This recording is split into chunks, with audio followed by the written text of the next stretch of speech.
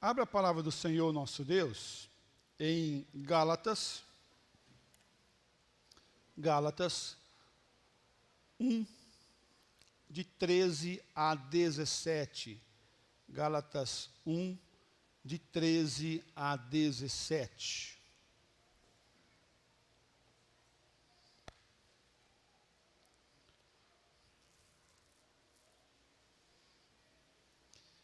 Eu convido os homens para ler os versículos ímpares e as mulheres os versículos pares. Então os homens começam assim: porque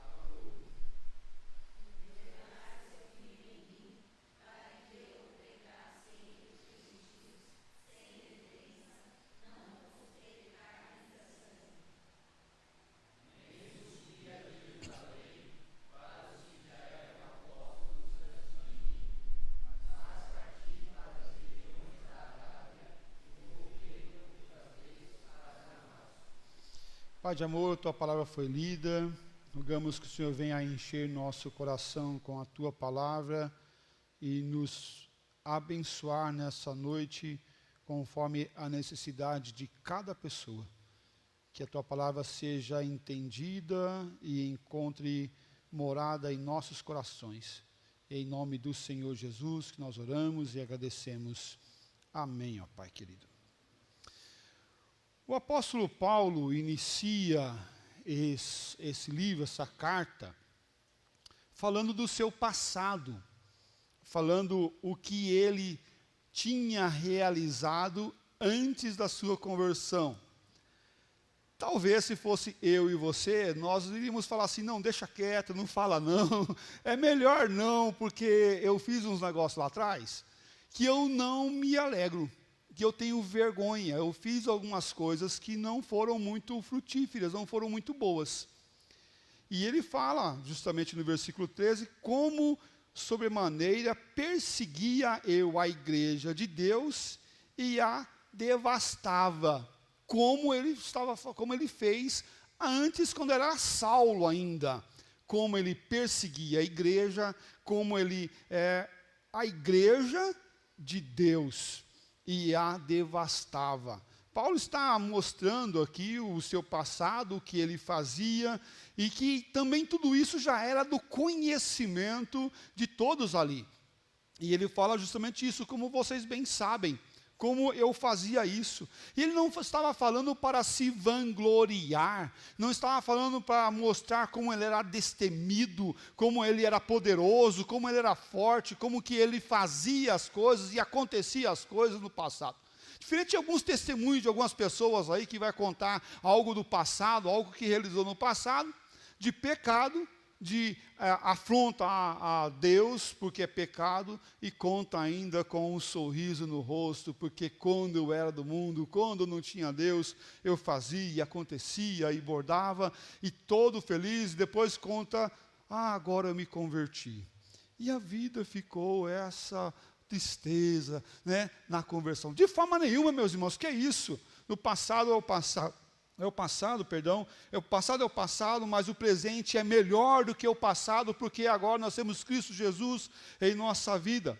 Essa fama vinha sobre ele, estava sobre ele, e criava julgamento sobre ele também. As pessoas do reino do Senhor Jesus estavam julgando ele pelo que ele tinha feito no passado.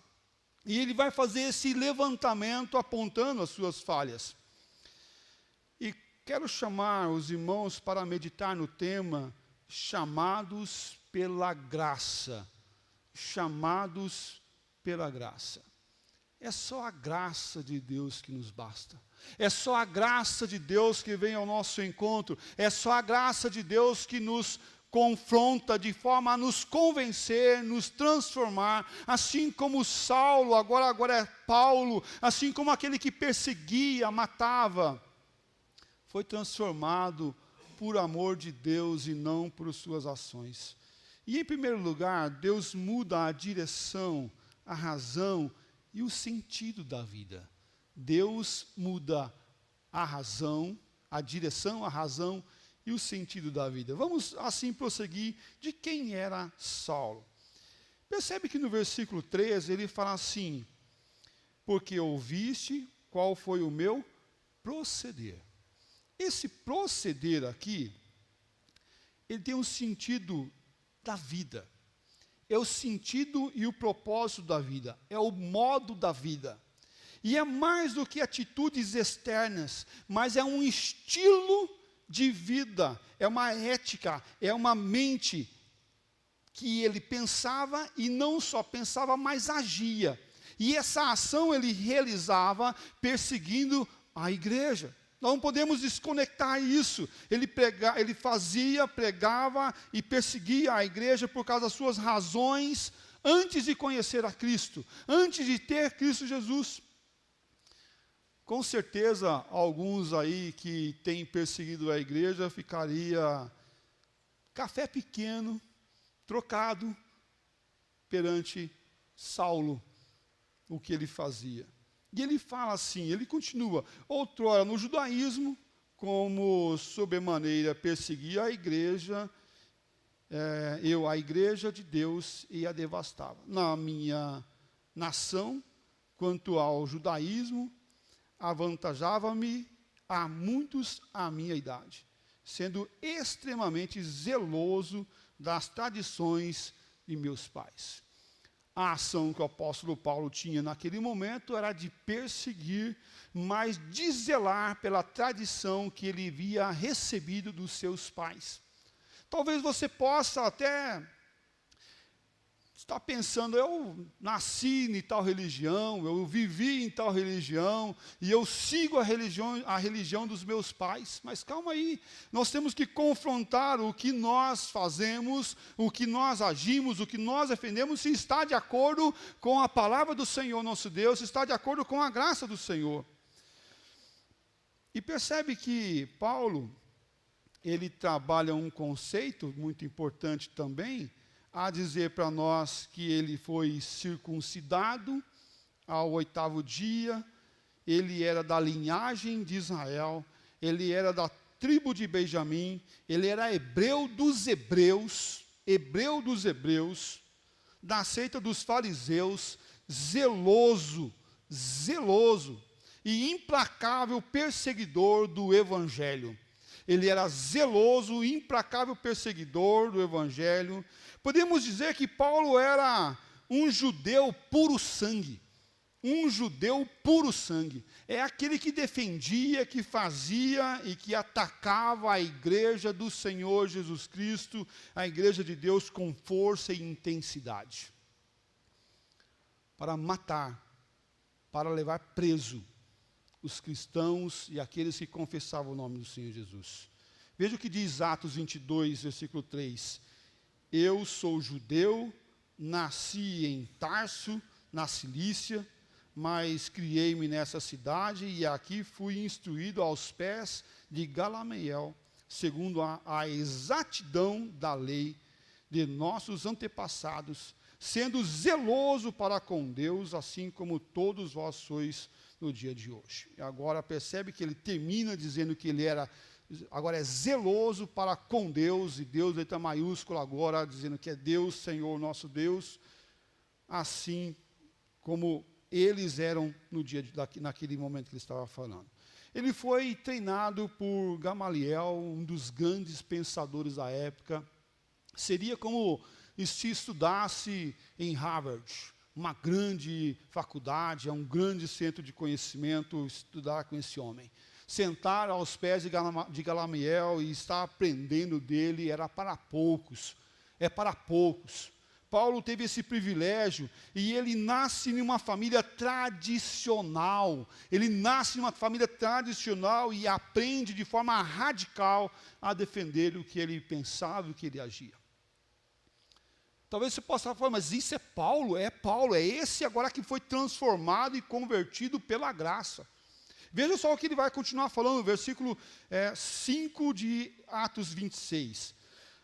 Pois, na verdade, eu era conhecido deles desde o princípio, se assim o quiserem testemunhar, porque vivi fariseu, conforme a seita mais severa da nossa religião.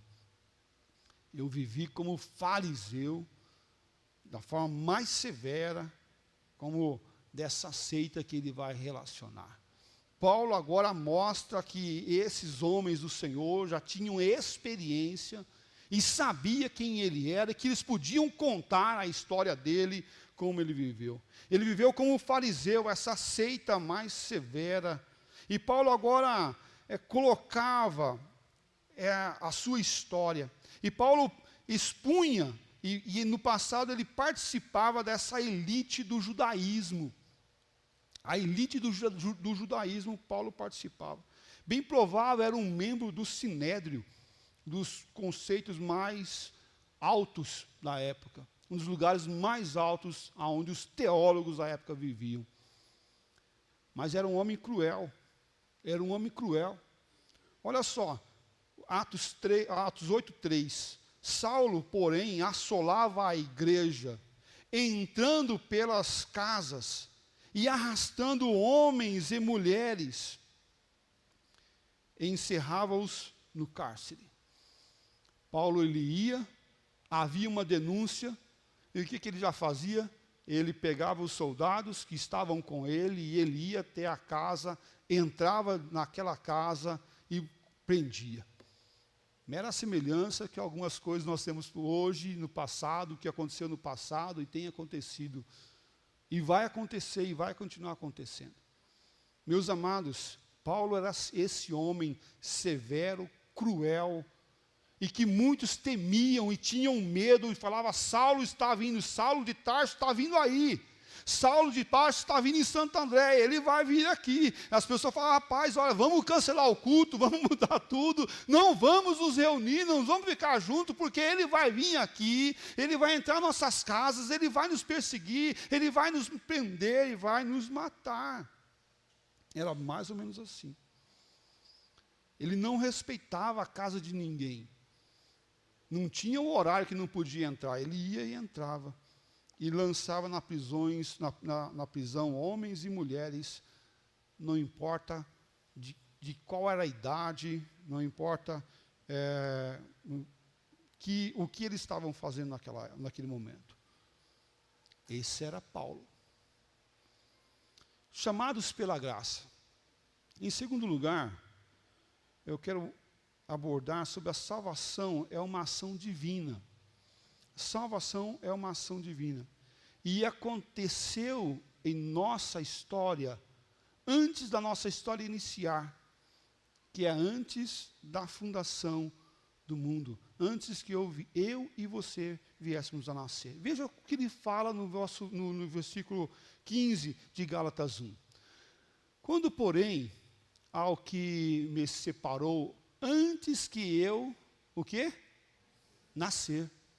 E me chamou pela sua graça, aprouve. Ele me chamou pela sua graça. Antes que eu e você viesse a nascer. Meus amados, talvez você possa ter ouvido assim em um certo momento na sua vida. E eu já ouvi. Aceite a Jesus hoje para que o teu nome seja escrito no livro da vida. Aceite a Jesus Cristo hoje, porque Deus vai escrever o teu nome lá.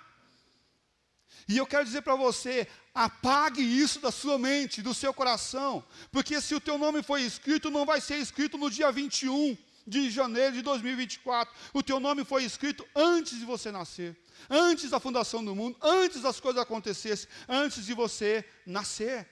E o amor de Deus olhou para você e Deus te predestinou e te salvou antes de você nascer. Paulo não foi escolhido naquele momento, no momento que ele está indo e ele encontra com o Senhor no caminho.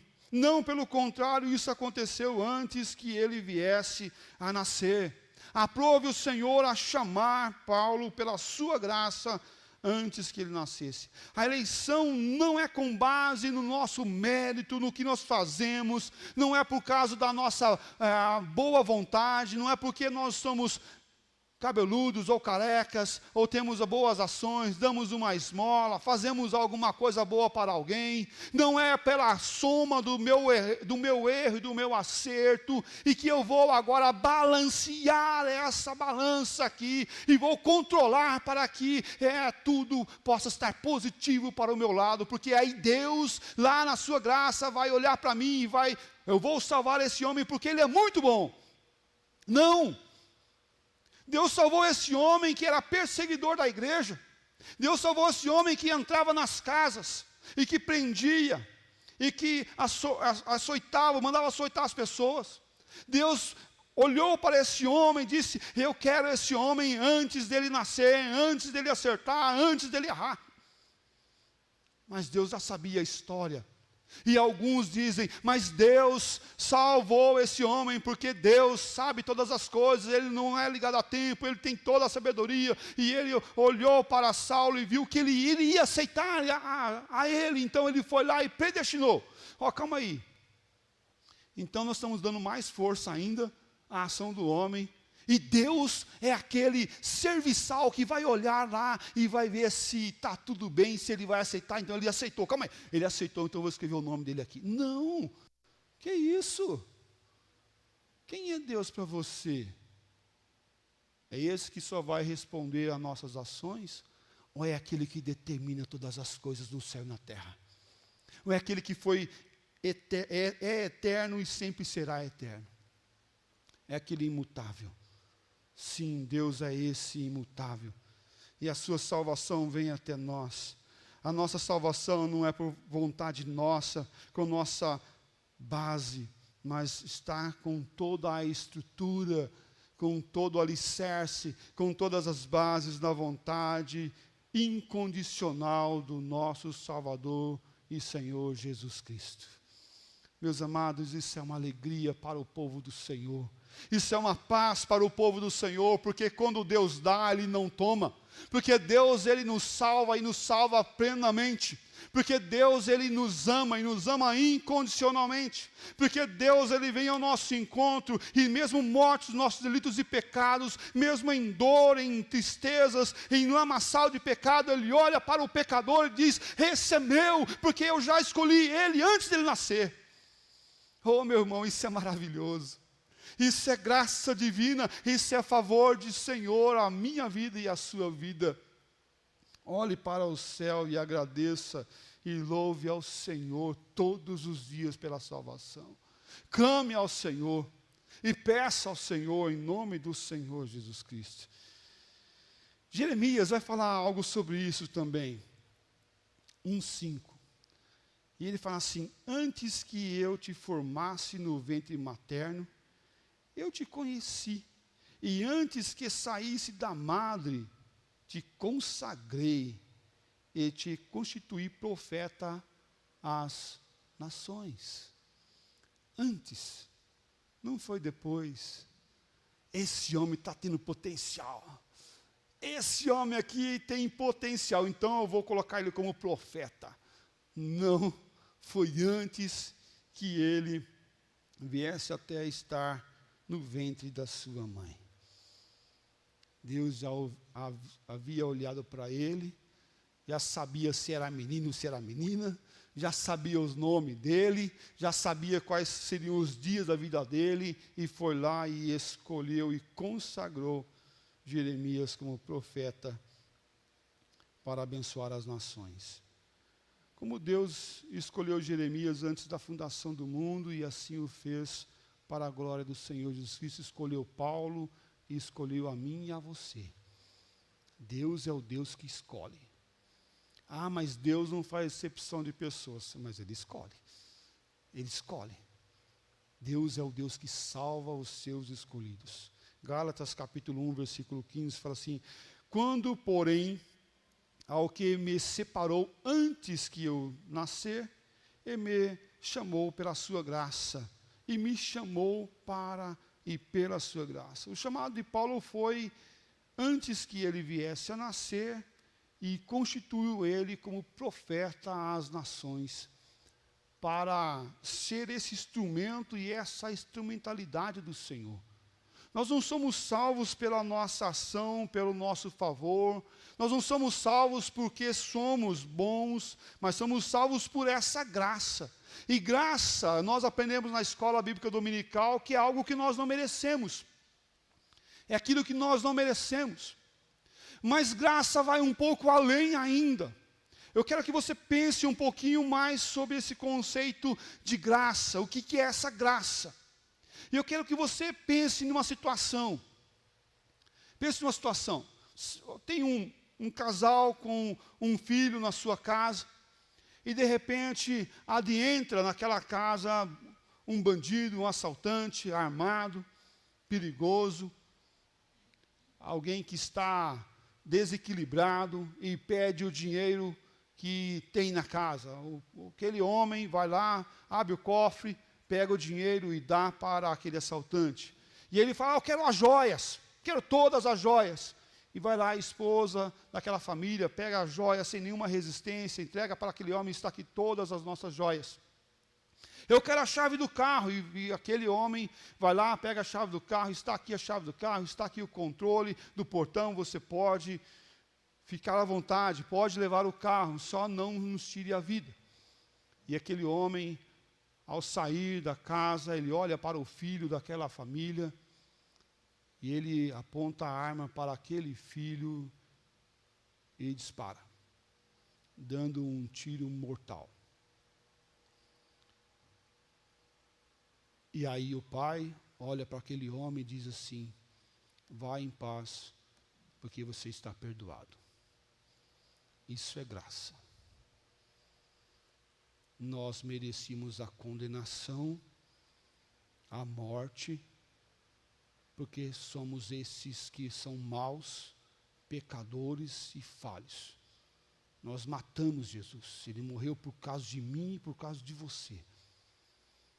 E mesmo a gente merecendo aquela cruz, Ele leva o nosso Salvador àquela cruz para derramar o seu precioso sangue, a sua vida, vertendo em nosso lugar. Para quê? Para nos salvar e nos perdoar. Graça é isso. Nós não merecíamos a salvação, mas Ele nos dá. Mas merecíamos a condenação que Ele não nos deu. Que Ele não nos deu. Graça é isso. O apóstolo Paulo merecia a morte, merecia ser crucificado, assim como eu e você. Mas veio a graça do Senhor nosso Deus, não imputando a esse homem o mal que ele tinha feito ao povo de Deus, à igreja do Senhor Deus e aos servos do Senhor Jesus Cristo, mas agora deu a salvação a ele mesmo, ele sem merecer. Mas também da mesma forma, Deus vem até nós e nos dá a sua salvação, mas Ele não nos dá a nossa condenação que nós merecíamos. Isso é graça.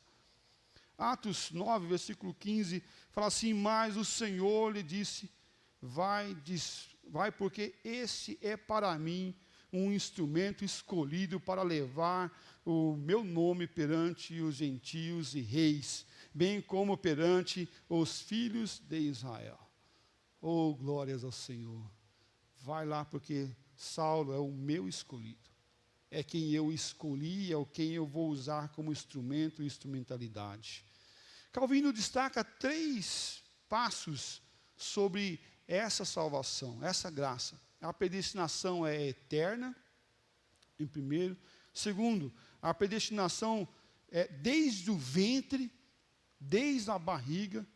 E terceiro, a chamada, que é o efeito e o cumprimento dos 2 primeiros passos. O momento onde Deus chama, Ele cumpre e Ele realiza, o que ele efetiva o que Ele determinou antes que esse viesse a nascer. Meus amados, a salvação vem até nós para nos moldar, nos quebrantar, nos levar para perto de Deus. É essa graça, é esse amor. E aos que predestinou, a esses também chamou. E aos que chamou, a esses também justificou. E aos que justificou, a esses também glorificou. É o Senhor que salva, é o Senhor que mantém salvo, é o Senhor que nos guarda na sua maravilhosa graça. E talvez você possa estar falando assim, mas pastor, então é muito fácil. Por que eu não vou pecar? Por que eu não vou errar? Por que eu não vou sair da igreja, sair dos caminhos de Deus? Por que eu não vou para a direita? Por que eu não vou para a esquerda? Porque se o Senhor me salva e mantém nele, é isso que está falando? Sim, é isso. Sabe por que você não vai fazer isso?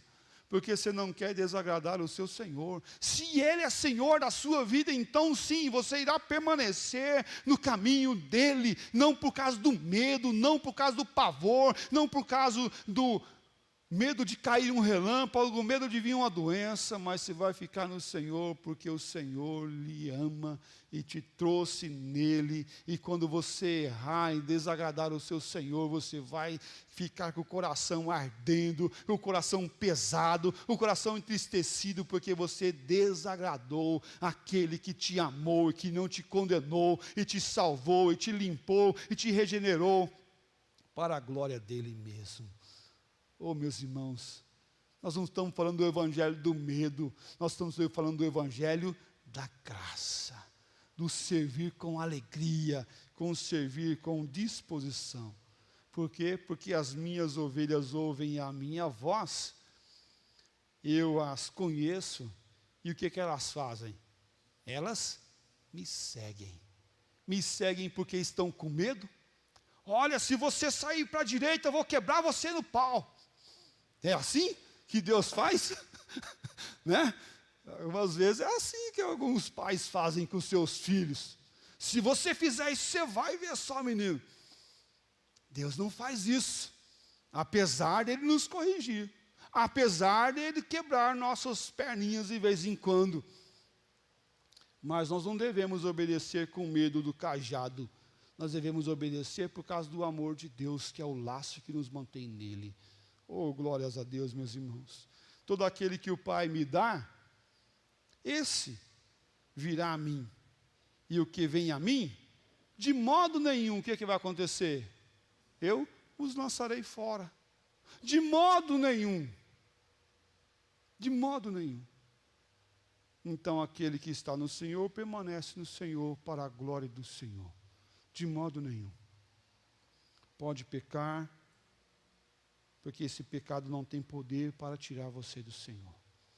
Vai dar tristeza, vai dar amargura, os ossos vão envelhecer, como Davi fala, enquanto eu calei os meus lábios, envelhecer os meus ossos pelos meus constantes gemidos. Pense em alguém que estava em sofrimento de alma.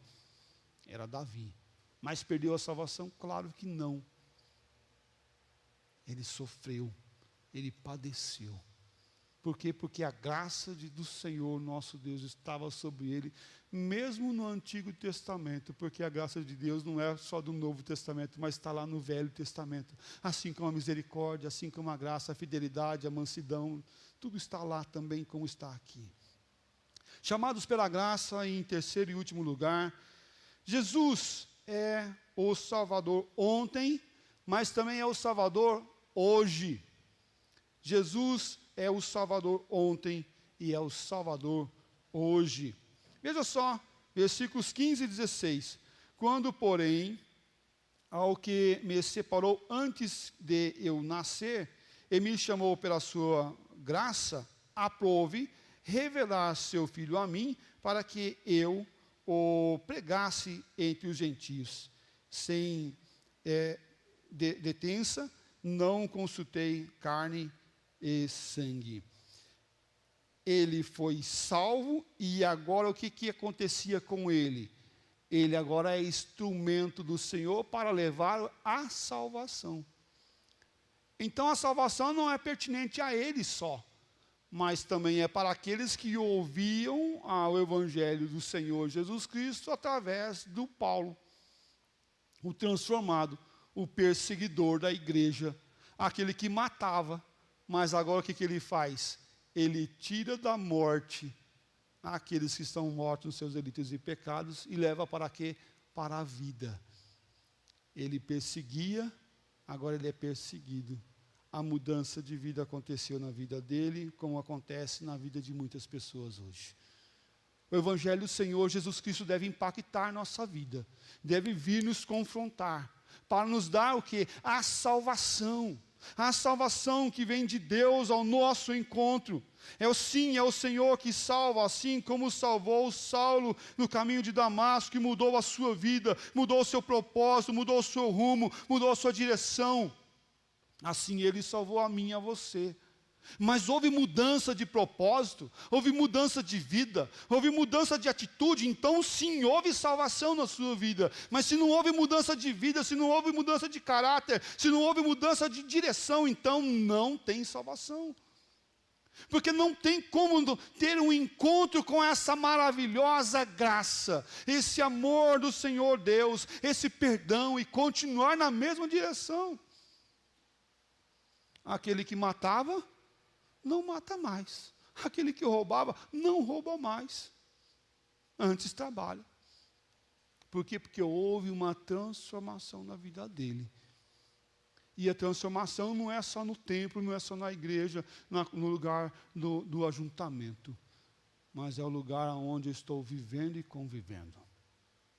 É lá no serviço. É no ir e no voltar.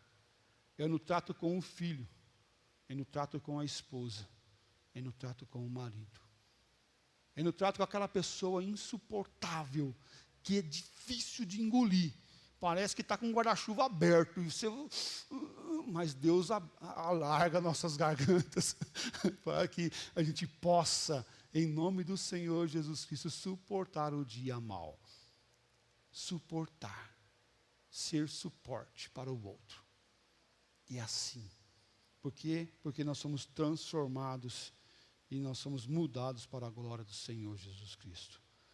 John Stott, ele falou o seguinte: Paulo perseguia a Cristo porque cria que este era um instrutor, um instrumento do Senhor para perseguir a Cristo. Agora os seus olhos estavam abertos para ver Jesus, não como um charlatão, mas como o Messias dos judeus, o Filho de Deus, o Salvador do mundo.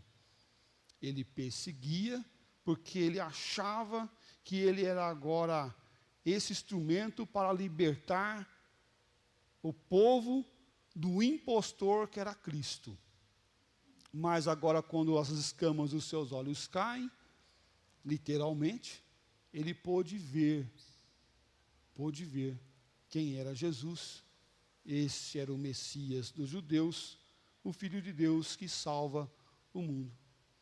Porque Deus amou o mundo de tal maneira que nos deu o seu Filho Jesus Cristo para que nós pudéssemos ter a vida eterna. Não só lá no passado, mas como hoje também.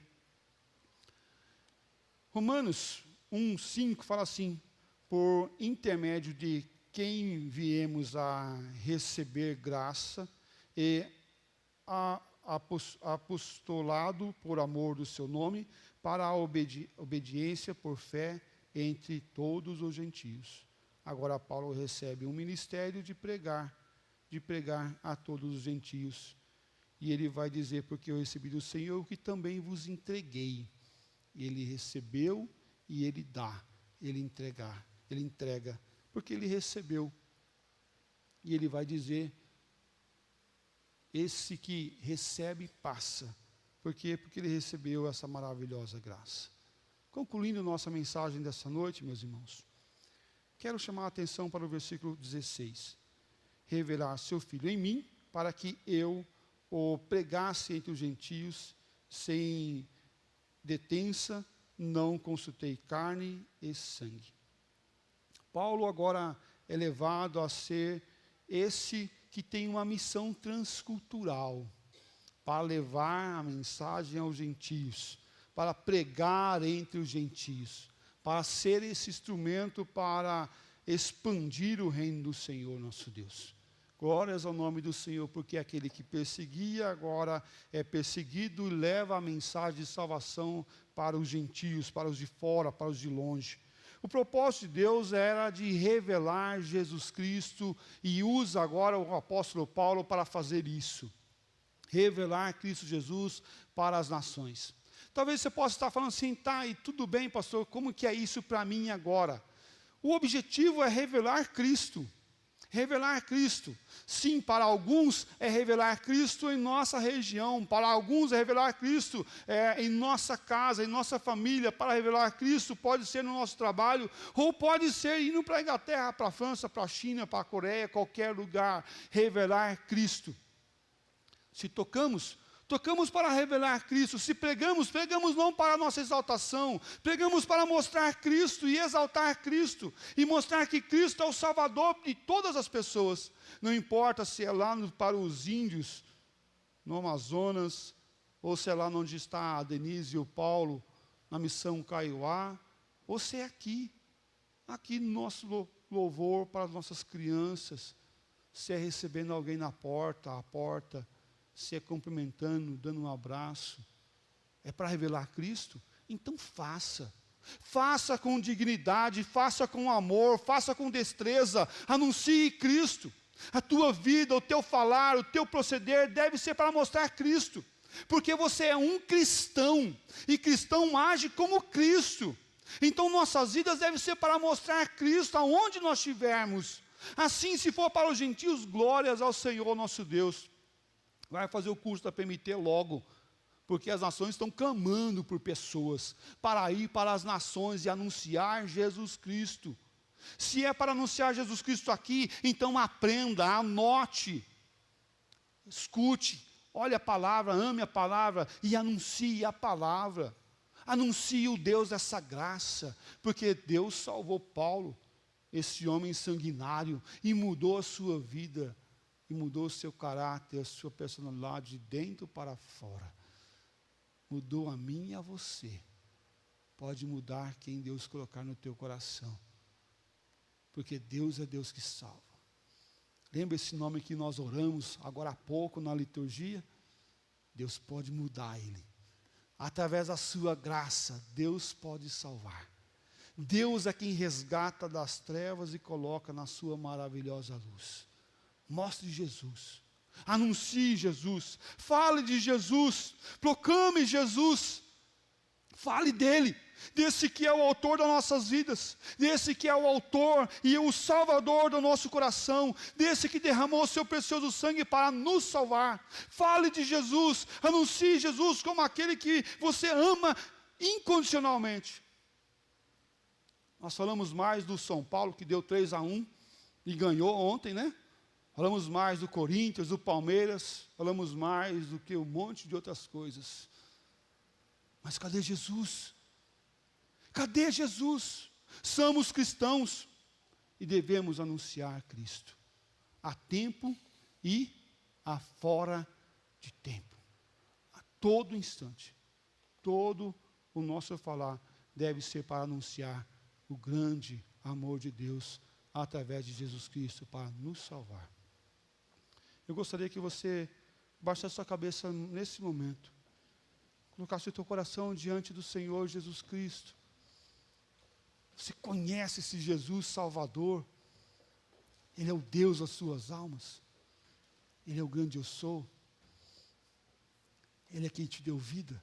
Então, glória a Deus por isso. Se não, se achegue nele hoje mesmo. Escute a voz do Senhor Jesus te chamando e dizendo aqui, venha filho meu. Se você entendeu essa mensagem, se você compreendeu essa mensagem, se tocou no teu coração que você não tem Jesus ainda, então abra o coração para Ele, porque Ele está te chamando hoje. Mas eu gostaria de desafiar você que já conhece Jesus. Anuncie Ele. Faça um compromisso e peça a Deus oportunidade para anunciar Jesus Cristo, para falar do amor de Deus, para falar desse Jesus Cristo que salva o pecador, e salvou você, salvou a mim, salvou a nós, e que pode salvar aquele que está longe, está distante, está sem esperança, não tem vida. Ele salva. Ele salva. Só Ele salva. É a graça maravilhosa do nosso Senhor e Salvador, Jesus Cristo.